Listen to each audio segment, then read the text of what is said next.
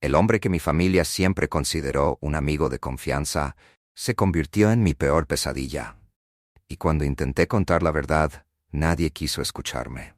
Cuando pienso en los primeros días en que Daniel comenzó a frecuentar nuestra casa, no puedo evitar sentir una mezcla de rabia y decepción.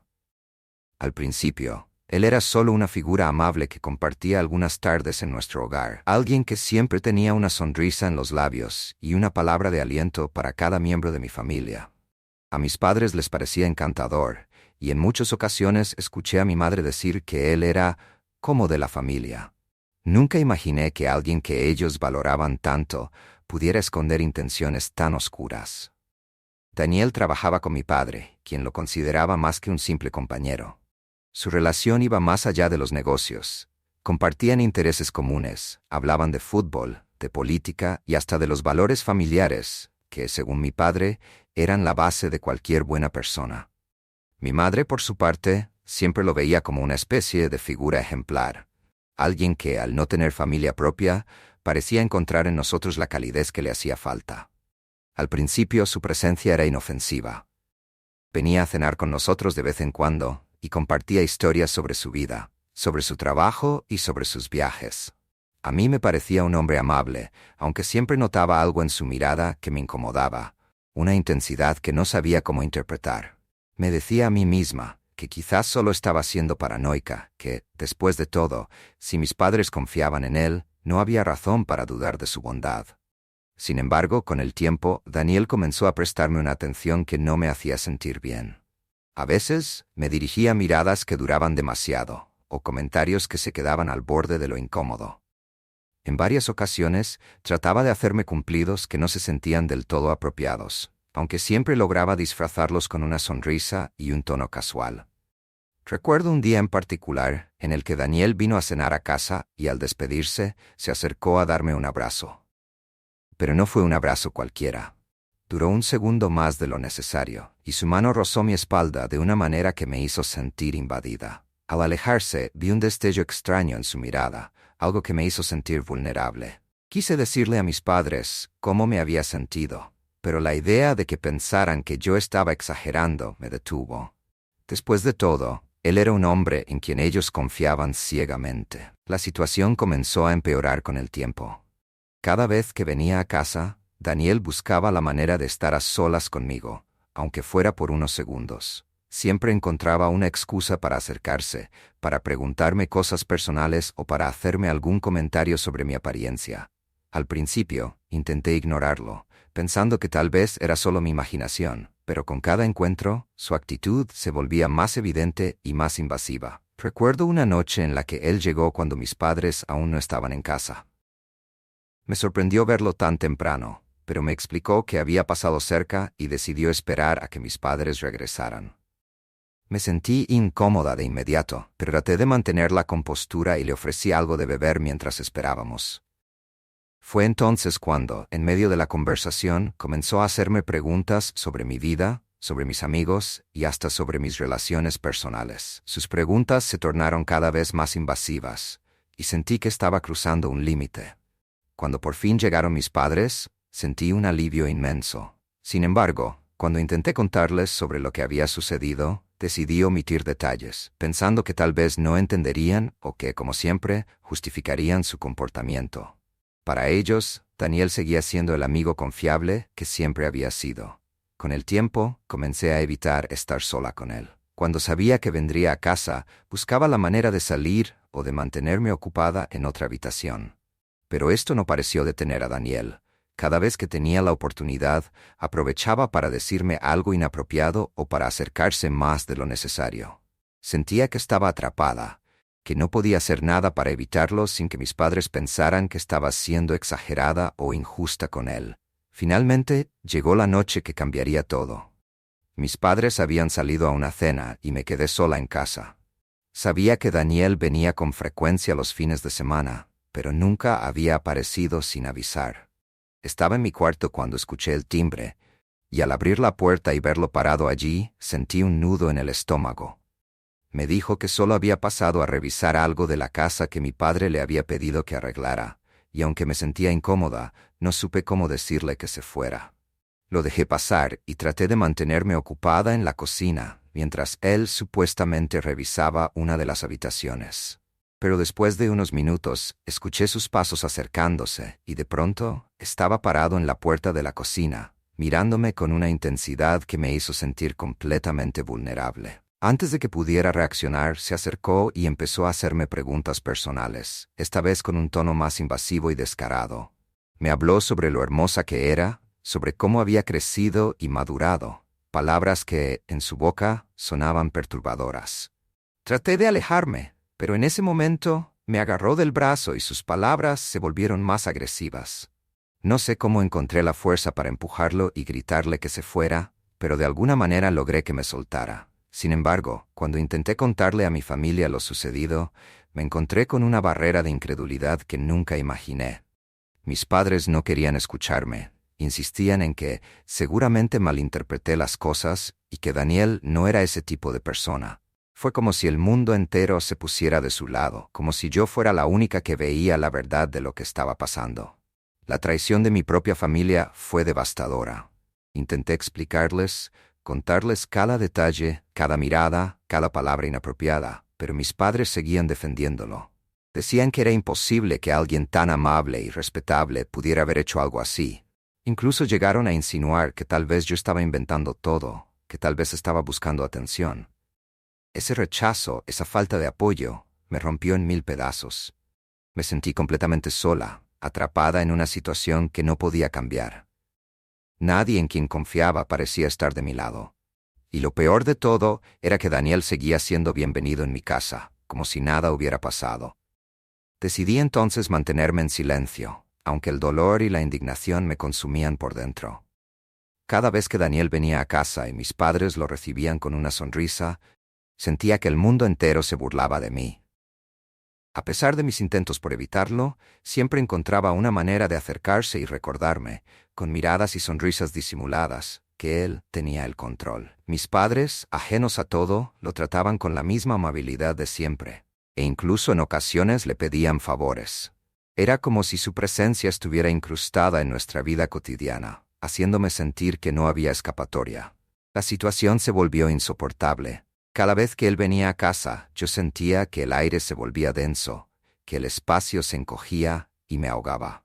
Empecé a evitar las comidas familiares cuando él estaba presente.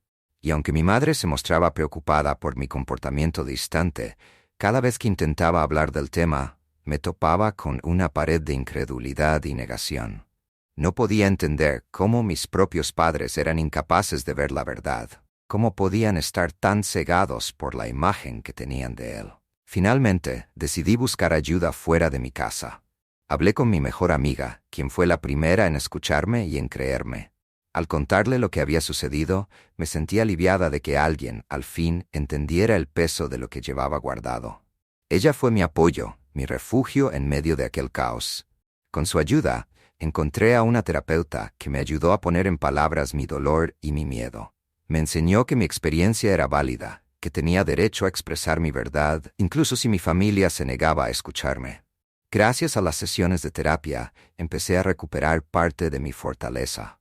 Sabía que no podía permitir que Daniel continuara interfiriendo en mi vida, pero también sabía que enfrentarlo directamente era imposible, al menos mientras mis padres estuvieran de su lado. Sin embargo, la terapia me ayudó a ver que mi bienestar no dependía de la aprobación o creencia de mi familia, sino de mi capacidad de protegerme y de cuidar de mí misma. Entonces, una tarde, durante una sesión especialmente difícil, mi terapeuta me sugirió que intentara hablar con alguien fuera del círculo de mi familia, alguien que pudiera ver la situación desde una perspectiva objetiva. Me recordó que en situaciones como la mía, donde el agresor es alguien cercano, es común que los familiares tengan dificultad para aceptar la realidad. Me sugirió hablar con alguien de confianza en mi comunidad, alguien que pudiera darme apoyo y, tal vez, intervenir en el asunto. Con cierta reticencia decidí hablar con el sacerdote de nuestra parroquia, alguien que conocía a mi familia desde hace años. Aunque no estaba segura de cómo reaccionaría, sentía que era mi última opción. Me armé de valor y le conté todo. Las miradas, las palabras inapropiadas, el ataque aquella noche en mi casa. Para mi alivio, él me escuchó atentamente y, a diferencia de mis padres, no me interrumpió ni dudó de mi historia. Cuando terminé de hablar, el sacerdote se quedó en silencio por unos segundos, y luego me dijo que él había notado algunas actitudes extrañas en Daniel también. No me dio detalles, pero su apoyo me hizo sentir validada, como si mi voz finalmente tuviera un peso. Prometió que encontraría la forma de abordar el tema con mis padres, de hacerles ver la realidad sin herir su confianza en él. Aunque no sabía si esto funcionaría, era un alivio saber que alguien más estaba de mi lado. El sacerdote cumplió su promesa.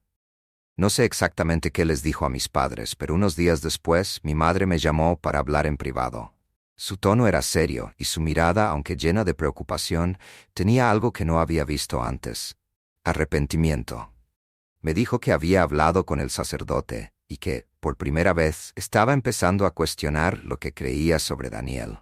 Se disculpó por no haberme creído antes y me prometió que tomarían cartas en el asunto. Aquel momento fue un punto de inflexión.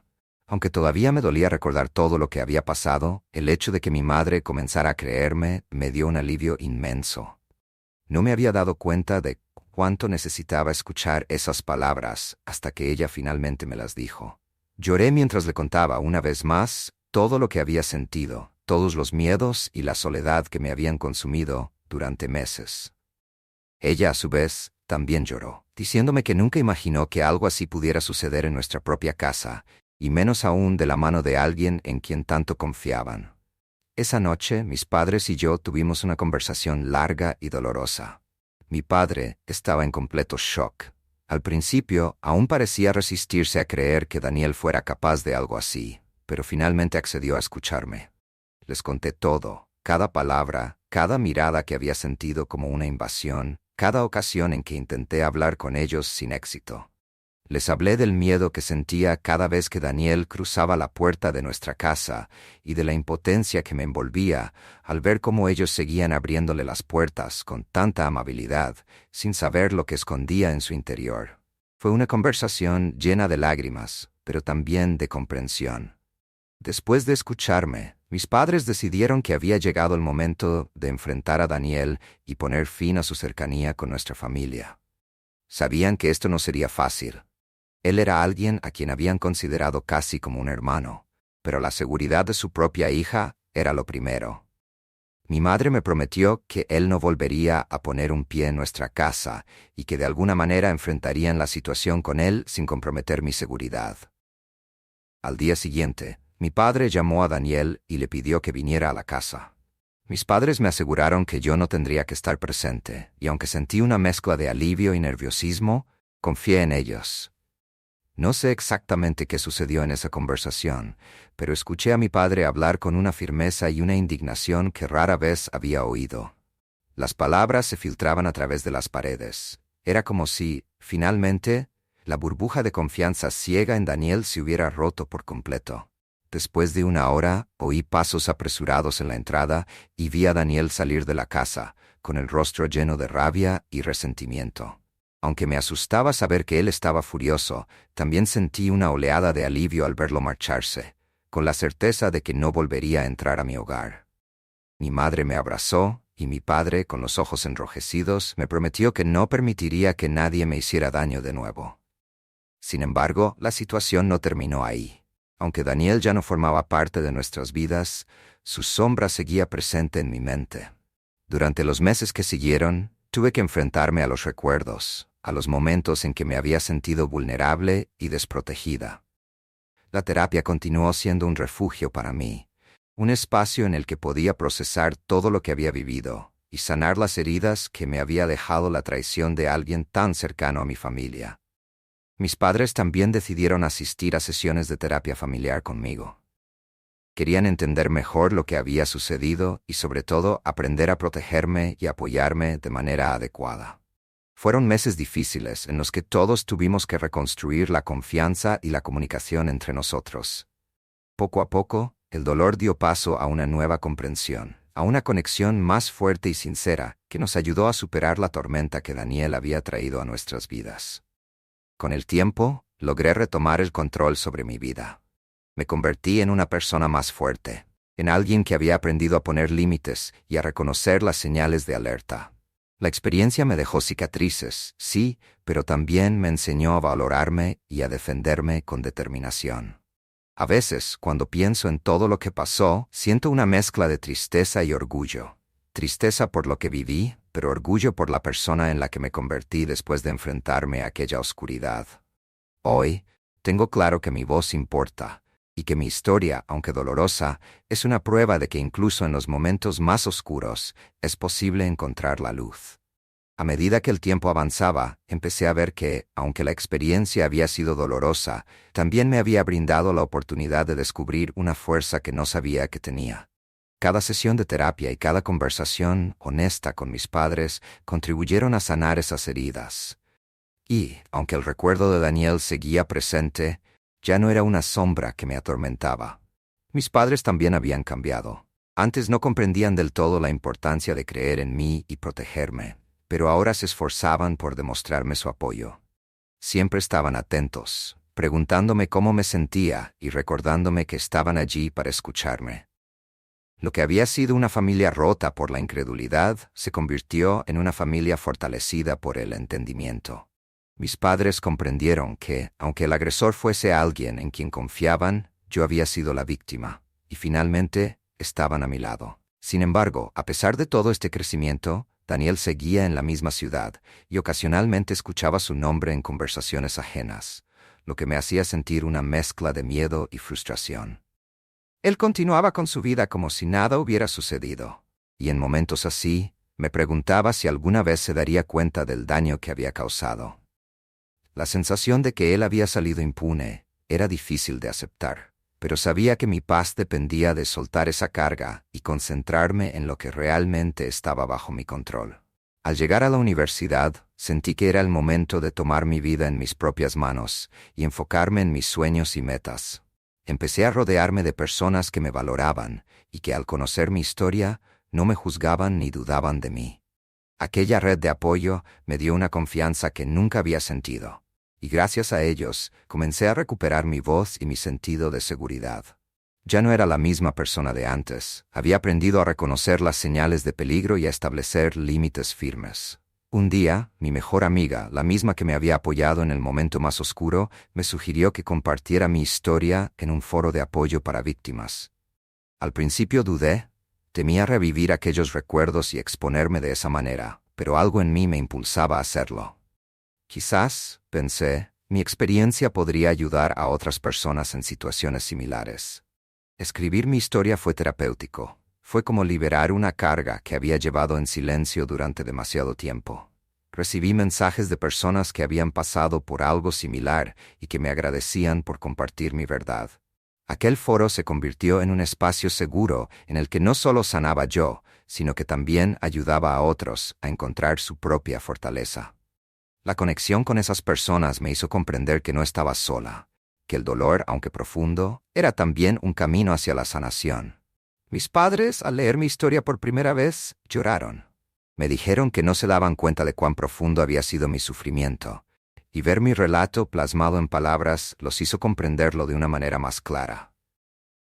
Fue un momento de reconciliación, una muestra de que, aunque el pasado no podía cambiarse, ellos estaban comprometidos a apoyarme y protegerme de allí en adelante. Hoy en día sigo compartiendo mi historia con aquellos que necesitan escucharla. Lo que una vez fue una experiencia que me llenó de temor y soledad se transformó en una fuente de fortaleza y solidaridad. Daniel ya no tiene poder sobre mí. Logré encontrar la paz y me convertí en alguien más fuerte y más segura, alguien que aprendió a levantar la voz y a exigir el respeto que todos merecemos.